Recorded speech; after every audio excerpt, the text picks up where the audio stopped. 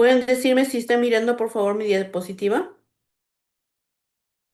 Sí, doctora. Ok, gracias.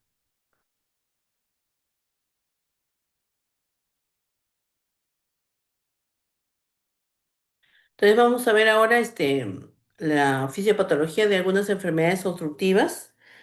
Es una causa muy importante de enfermedades en los hospitales nacionales y también bueno, es causante de repente de una ciudad muy contaminada, ¿no? Tenemos la ciudad, Lima es la ciudad más contaminada, creo que del mundo, ni siquiera de América, sino del mundo. Entonces, vamos a ver dos enfermedades importantes que son el EPOC y el asma. Vamos un poco a ver esta epidemiología y su mecanismo fisiopatológico. Ahora vamos a empezar con el EPOC. Para que vean ustedes el EPOC, el grupo etario generalmente es en el adulto. Hasta hace unos 5 años más o menos se creía que el EPOC debía diagnosticarse a partir de los 60 años, pero actualmente se ha bajado la edad de diagnóstico hasta 40 años, ¿no? En la parte derecha ustedes están viendo cómo epidemiológicamente es una causa muy importante de mortalidad y morbilidad en los hospitales también importantes, ¿no? Ahora, el EPOC se define como una limitación del flujo aéreo, es decir, una obstrucción bronquial, ¿ya? Pero también afecta su calidad de vida. Sus síntomas más importantes son la tos, la expectoración y la disnea. Pero para hacer el diagnóstico, de todas maneras, tenemos que tener una espirometría. Y en la espirometría lo que tenemos que ver es este valor, que es el volumen expiratorio forzado primer segundo, es decir, cuánto soplo yo en un segundo después de una inspiración profunda, y lo divido entre la capacidad vital. Perdón. Entonces, esta relación debe ser menor de 0,7 o 70% para poder yo decir que hay una obstrucción del flujo aéreo y probablemente sea un EPOC. Eh, Clásicamente, el EPOC tiene dos fenotipos, ¿no? Que está muy descrito en los libros de semiología, que es el enfisematoso, es aquel paciente muy delgadito, alto, que tiene cianosis y que principalmente su síntoma es falta de aire, ¿no? Y tenemos al paciente bronquítico crónico, que es aquel paciente gordito, más bien, ¿no? Medio rosadito, que, ¿cómo se llama? Tiene mucha expectoración y que sería bronquítico crónico. Pero sin embargo, los consensos han manifestado de que hay otras formas, otros fenotipos del paciente que tiene POC y entonces los han catalogado de acuerdo a algunos factores, ¿no? Como por ejemplo, si ha ingresado a hospitalizarse, ¿no? Últimamente, si por ejemplo, cómo está su disnea, si es baja la disnea o es mucha la disnea. Acá ven ustedes el grado de disnea según una academia americana, ¿no? Que tiene 5 grados de disnea. El cero es cuando el paciente no tiene disnea y el 4 es cuando ya tiene disnea, pues en reposo, ¿no? Y también tenemos otro factor que se utiliza para la clasificación de los pacientes, es el cuestionario CAT, ¿no? El cuestionario CAT que me dice la calidad de vida del paciente, es decir, si por ejemplo realiza sus labores habituales, si sale a la calle sin tener miedo, si normalmente hace sus cosas él solo, etcétera. Entonces, con este ingreso hospitalario, con el grado de disnea y con el cuestionario de calidad de vida, uno puede mm, colocar al paciente en esta cuadrícula, ¿no? En la parte de abajo están los menos graves y en la parte de arriba están los más graves. ¿Y para qué sirve? Para tanto dar este tratamiento como para saber cuáles pues, son los pacientes que tienen que tener una supervisión un poquito más, más intensa, ¿no? Entonces, ¿qué pasa en el EPOC? En el EPOC hay una exposición a una sustancia inorgánica que produce daño, como por ejemplo el humo del cigarrillo, como el humo de biomasa o la quema de leña, ¿no? Y entonces va a producir al inicio un proceso inflamatorio en el bronquio, principalmente en el bronquio pequeñito, y lo va a destruir y va a producir fibrosis en ese bronquio. Entonces el aire va a meterse al pulmón, pero no va a poder salir. Y entonces poco a poco se va destruyendo el alveolo, ¿no? Se van adelgazando las paredes, reteniendo mucho aire y entonces se van destruyendo las paredes, se va uniendo y va formando grandes cavidades como bulas, ¿no? Pero lamentablemente el EPOC no solamente es un proceso que se está y se queda en el pulmón, sino que también es sistémico. Entonces todo el cuerpo va a sufrir este proceso inflamatorio. Las células epiteliales también son una parte muy importante de este proceso inflamatorio, ¿ya? Así como el macrófago. Van a ver ustedes de que los pacientes que tienen EPOC o aquellos que fuman, por ejemplo, tienen 10 veces más cantidad de macrófagos que aquel paciente que no fuma o que no tiene EPOC. Y esto va a determinar la gravedad de la enfermedad. ¿Y por qué es importante el macrófago en esta enfermedad? Porque es el que va a sintetizar las citoquinas proinflamatorias como el factor de necrosis tumoral alfa, la interleuquina 8, algunas quimiotácticos del monocito también y especies reactivas de oxígeno, proteasas, ¿no? Entonces, por eso es importante el macrófago. Entonces, acá vemos el humo de cigarrillo que va a activar al macrófago. El macrófago va a producir citocinas, dentro de ellas la interleuquina 8, y va a producir la atracción del neutrófilo. Y el neutrófilo es el que va a producir las proteasas, que son las que van a destruir las células alveolares, del bronquio, también epiteliales, ¿no? Pero además el macrófago va a través de la proteína quimiotáctica del monocito, va a atraer al CD8 y el CD8 a través de la perforina, granzima que tiene en su interior, también va a producir una alteración a nivel de la célula, ¿no? Entonces acá tenemos las células epiteliales, acá tenemos el macrófago y acá tenemos el cigarrillo. Y entonces se va a producir una estimulación del macrófago a través de los interleuquinas y va a atraer al neutrófilo y va a atraer también a las células CD8. Una vez que las atrae, se va a producir entonces el neutrófilo que va a producir proteasas, va a producir elastasa, ¿no? La elastasa va a destruir tanto el alveolo como también al bronquio. Y las linfocitos TCD8 también va a destruir las células, ¿no? Las células del árbol bronquial. Además, el macrófago va a estimular una célula que se llama fibroblasto.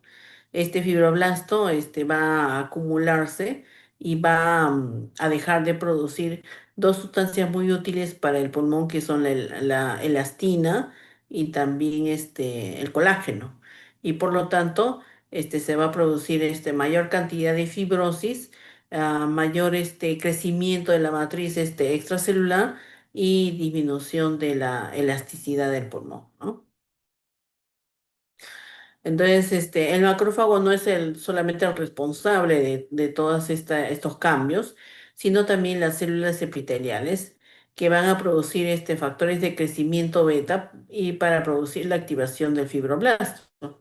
Y también va a producir la acumulación de moco, ¿no?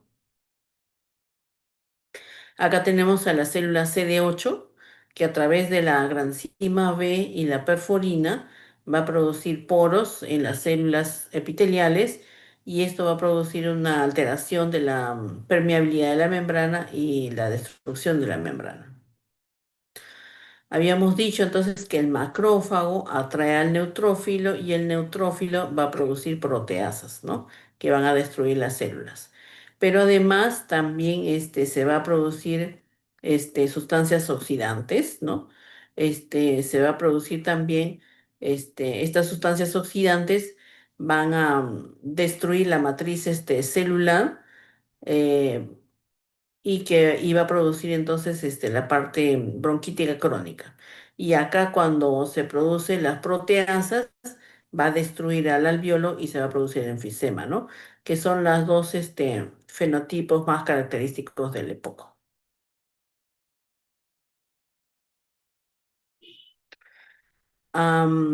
Normalmente debemos tener equilibrio entre proteasas y antiproteasas, ¿no? Entonces, un aumento de proteasas está dañino, pero también una disminución de las antiproteasas también es dañino, como por ejemplo la alfa 1 titripsina, que es una enzima que está presente en todos nuestros organismos y que a veces genéticamente hay una disminución y entonces va a producir también un proceso inflamatorio bronquial y una destrucción del alveolo con síntomas de EPOC, ¿no? Entonces acá tenemos nuevamente el cigarrillo, el macrófago que se ha activado, que se va a producir la interleuquina 8, atrae al neutrófilo, y el neutrófilo ese que va a producir entonces estas proteasas, ¿no? Estas proteasas que van a alterar y van a destruir al alveolo y que va a producir también mucha generación de moco, ¿no? Acá vemos la matriz extracelular. Este es el epitelio bronquial y todo esto es la matriz. Dentro de la matriz hay una célula muy importante que es el fibroblasto, ¿no? Que es el que estamos viendo acá, la célula fibroblasto. ¿Y por qué es importante el fibroblasto? Porque va a producir la síntesis de colágeno y elastina, que van a dar la motilidad, la elasticidad del pulmón, etcétera, para que se lleve a cabo una buena ventilación. Pero cuando hay el humo de cigarrillo, este humo de cigarrillo va a producir sustancias reactivas, especialmente de oxígeno, van a disminuir estas sustancias reactivas, van a disminuir las antiproteasas, pero además el neutrófilo que es activado va a producir proteasas como por ejemplo la elastasa. Y la elastasa es la que va a producir un daño a nivel del alveolo y lo va a destruir, ¿no? Entonces, al destruir el alveolo, va a producir esto de acá, ¿no? Como ven ustedes acá, aquí no hay parénquima pulmonar. ¿Por qué? Porque se han destruido los alveolos y se han formado grandes cavidades bullosos, ¿no? Y a veces esto se puede inflar como un globo y puede aplastar el pulmón realmente sano. Por eso es que su síntoma más importante es la disnea. Entonces, en conclusión, tenemos factores quimiotácticos como los leucotrienos, la interleuquina 8, ¿no? Tenemos citocinas proinflamatorias como el factor de necrosis tumoral alfa, la interleuquina 1, la interleuquina 6 y factores de crecimiento beta. Habíamos dicho que también el humo de cigarrillo o el humo de biomasa produce una activación de las células epiteliales y estas van a producir sustancias reactivas de oxígeno y esto va a producir un estrés oxidativo y las sustancias reactivas de oxígeno van a interrelacionarse ya sea con las proteínas, los carbohidratos, las grasas y van a alterar la función de estas sustancias, ¿no? Así como del ADN. Entonces van a inactivar a las antiproteasas, o sea, las que nos favorecen, van a producir gran cantidad de moco y van a estimular la inflamación sistémica. Entonces, no solamente es una alteración del bronquio, del alveolo, sino también del vaso sanguíneo. En el EPOC se va a reducir la luz del vaso sanguíneo y por eso los pacientes con EPOC pueden tener hipertensión pulmonar. Además, se va a producir una hiperinsuflación. ¿Qué significa? Esta es la vía aérea, el esquema de la vía aérea. Esta es la caja torácica y esto vendría a ser el diafragma. Entonces, cuando la vía aérea está cerrada, como por ejemplo en el EPOC, ¿no? Entonces va a ingresar ahí, pero no va a poder salir por un efecto de válvula y entonces va a crecer este pulmón, ¿no? A la hora de crecer va a descender el diafragma y ya no va a funcionar adecuadamente y se va a mantener gran cantidad de aire, que no necesariamente se va a producir como intercambio gaseoso, ¿ya? Lo que va a hacer más bien es perjudicar este pulmón sano y no lo va a dejar ventilar adecuadamente. Entonces también es una causa de la disnea. Se pueden producir algunos ruidos como extractores roncantes, sibilantes en el EPOC. Y eso se produce ¿por qué? Porque durante la expiración, ¿no? Cuando uno bota el aire, va a disminuir el pulmón y va a aumentar la presión intrapulmonar.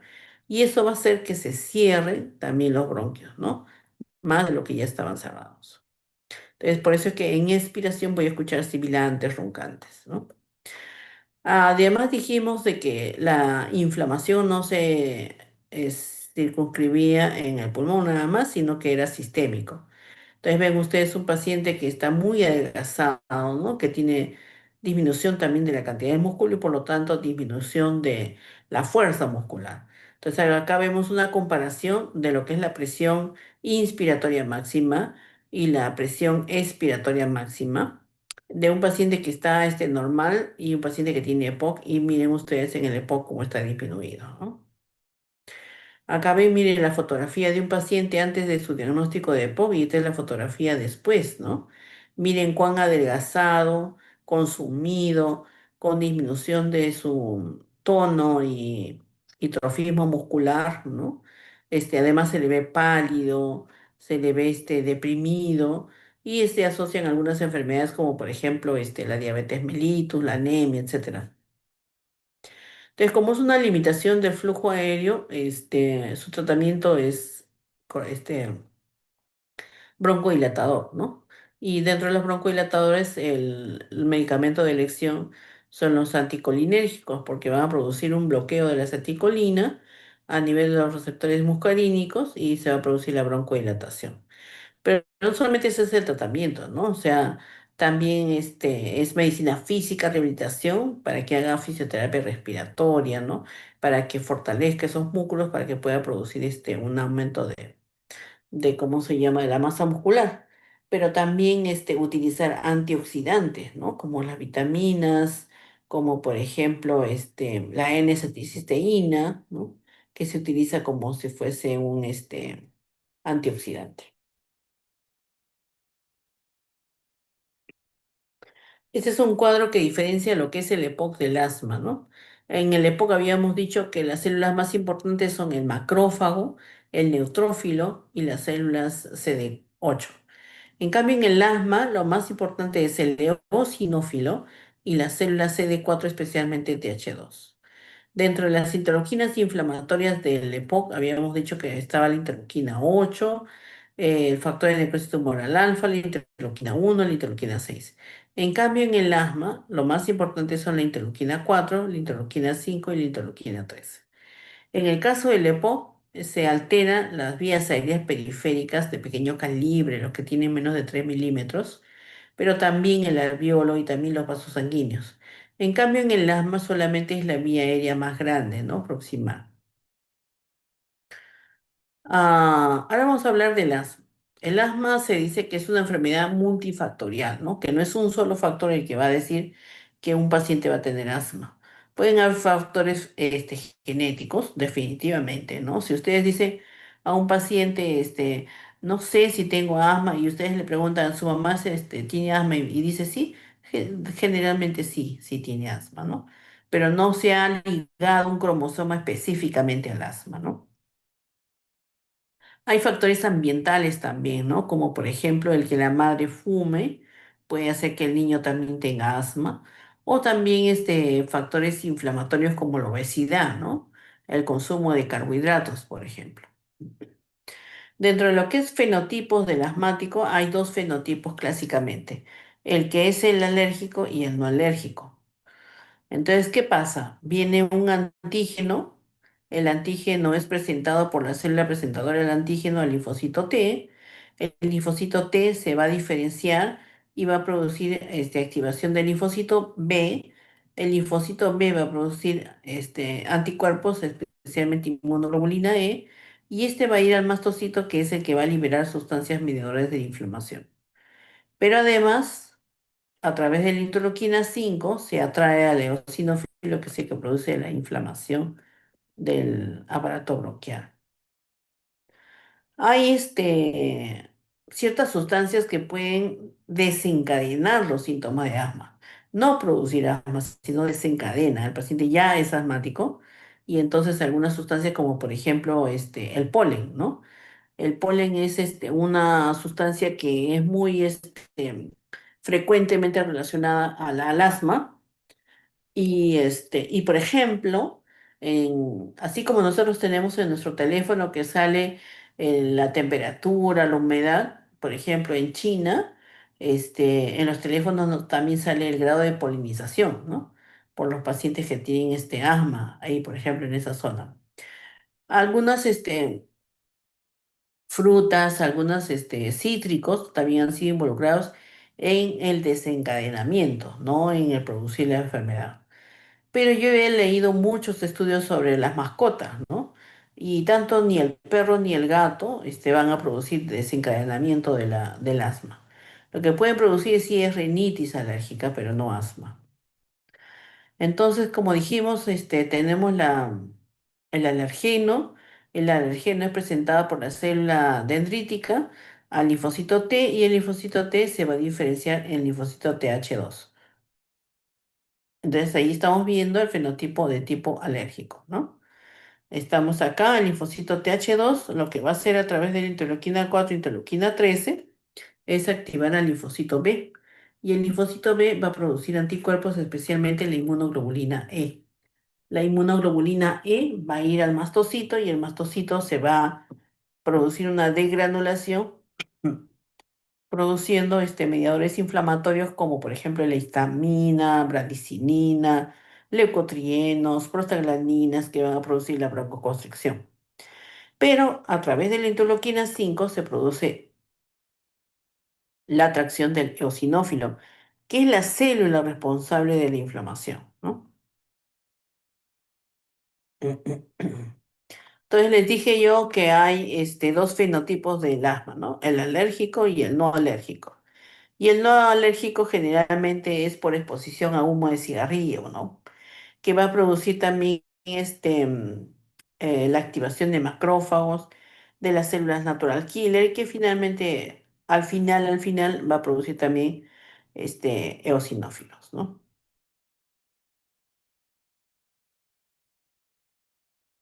Acá se ve la representación esquemática de lo que es la degranulación del mastocito cuando libera leucotrienos, prostaglandinas, histamina, y es la que va a producir entonces este aumento de la permeabilidad vascular, broncoconstricción, ¿no? Tenemos una clasificación del asma de asma controlado, parcialmente controlado y no controlado. El controlado es, por ejemplo, cuando la mamá va a un consultorio con su niño y le dice, ¿cómo está, no?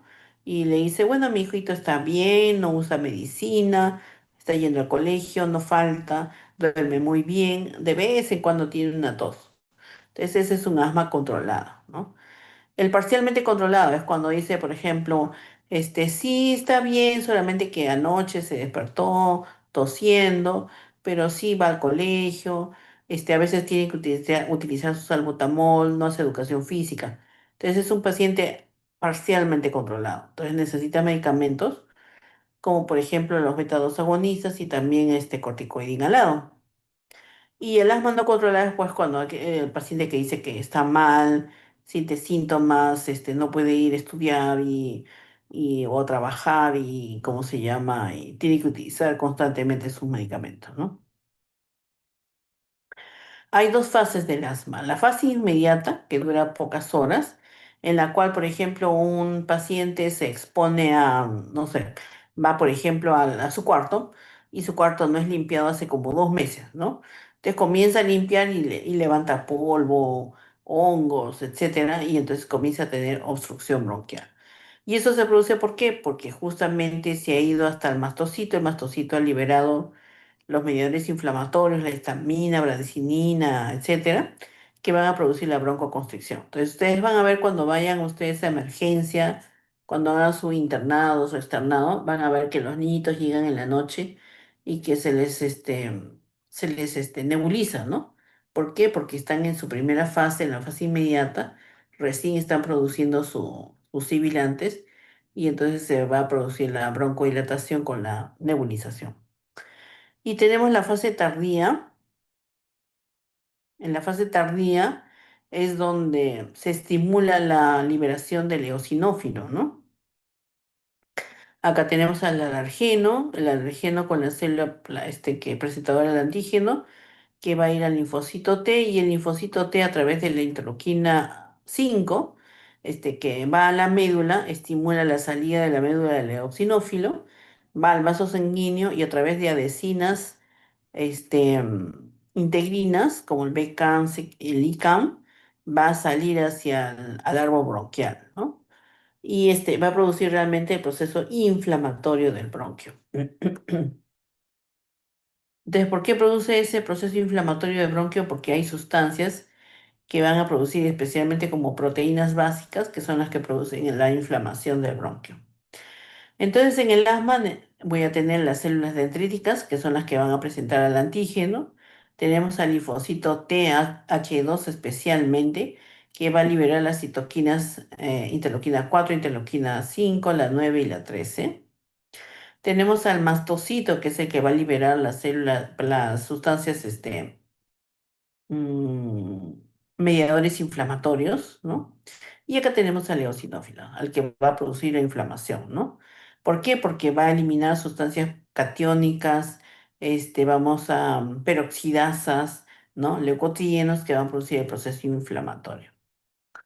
Entonces, cuando, por ejemplo, viene un paciente y dice, bueno, hace 5 días fui a mi cuarto y lo limpié y se me cerró el pecho, pero después ya me pasó, pero hasta ahorita tengo tos y tengo algunos silbidos en la noche, etcétera, etcétera. Entonces quiere decir que ya no solamente tengo que utilizar el broncohilatador, ya tengo que usar un antiinflamatorio, ¿no? Y el antiinflamatorio de excelencia, ¿no? Después de muchos estudios, sigue siendo el corticoide, ¿no? Acá tenemos una teoría que es muy importante, que se llama teoría de higiene bronquial. En la teoría de la higiene bronquial dice de que el TH1 y el TH2 siempre deben estar en equilibrio. Entonces, si yo tengo un niñito, por ejemplo, cochinito, que para en el suelo, que come la comida del suelo, que no se lava las manos, etcétera, tiene muchas probabilidades de tener unas infecciones, ¿no? Y estas infecciones van a hacer de que tenga mucho TH1. Al tener mucho TH1, tiene poco TH2. Entonces, este niñito no va a hacer asma. Pero en cambio, por ejemplo, un niñito bien limpiecito, que le lava las manos, que no come nada de suelo, que a cada rato le desinfectan las manos, etcétera, ese niñito va a tener muy poco TH1, ¿no? Porque no tiene infecciones. Por lo tanto, su TH2 va a aumentar. Entonces, este niñito sí va a hacer asma, ¿no? Entonces, por ejemplo, si va a un hospital un paciente que tiene neumonía y tiene el antecedente de asma, no va a ser asma, ¿no? ¿Por qué? Porque tiene neumonía. Y viceversa, un paciente que va con una crisis asmática no puede tener una infección bacteriana. ¿Por qué? Porque justamente por el TH1 y TH2, ¿no? En cambio, hay algunas enfermedades infecciosas virales como el virus sincitial respiratorio, por ejemplo, que sí va a tener una respuesta también del linfocito T helper, TH2. Entonces, ¿qué va a pasar? Va a ser que, por ejemplo, un niño, la mamá lo lleva al consultorio y dice, bueno, mi hijito tiene fiebre, estornuda, lagrimeos y qué sé yo, ¿no? Entonces uno lo diagnostica que tiene una enfermedad viral. Entonces le da ibuprofeno para la fiebre, que tome agüita, que le dé su leche siguiente día y la mamá pues se molesta, ¿no? Porque dice, usted me dijo que le dé solamente eso y ahora mi hijo está peor, ahora le falta el aire, le silba el pecho, está tosiendo un montón. Entonces, ¿qué quiere decir? Que el virus ha desencadenado el asma, no quiere decir que su proceso infeccioso viral está peor, ¿no? Sino que ahora que ha desencadenado el asma, entonces el tratamiento es ahora para el asma, ¿no? No para los síntomas del virus. Muy bien. Entonces, si esta asma no se trata, ¿no? Y a veces los pacientes asmáticos dicen, no, sí se me pasa, no necesito medicamentos, no necesito utilizar inhaladores porque me voy a acostumbrar, etcétera. Entonces se va a producir un crecimiento, ¿no? Un crecimiento muscular, un crecimiento fibroblástico, un crecimiento de vasos sanguíneos que van a hacer que el bronquio finalmente se fibrose y no tenga ya la posibilidad de volverse normal. A eso se llama remodelación bronquial. Muy bien. ¿Alguna pregunta, jóvenes? Ok, muy bien. Gracias.